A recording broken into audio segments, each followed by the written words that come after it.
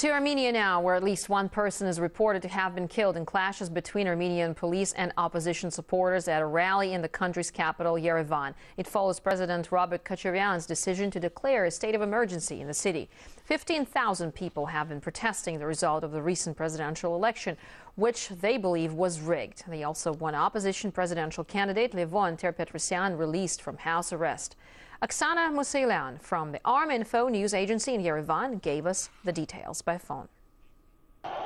So as a result of the confrontation between the police and the protesters, it has become known that 8 policemen will receive gunshot wounds. Some are said badly wounded. So the president some time ago gathered the journalists and gave the briefing.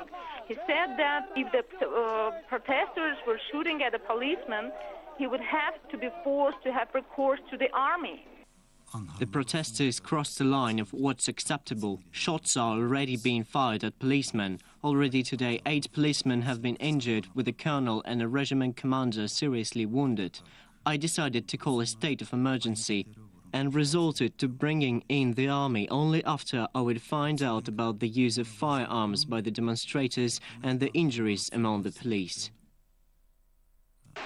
At the moment also it became known that the number of those detained reached 55 protesters. Among them are leading political figures of the Levon Ter-Petrosyan supporters. Just to note, the protesters demand release of Levon Ter-Petrosyan from the home arrest. But as the Minister of Foreign Affairs, Robert told at the briefing today, the first president of Armenia, Levon Ter-Petrosyan, is not under home arrest. He's free to move, and it is a matter of his own security. Well, let me give you some background into this now. Protests started after the presidential election 10 days ago, and Prime Minister Sarkisyan won, defeating rival and Armenia's first president, Ter-Petrosyan. Sarkisyan is a close ally of the current president, Robert Kocharian.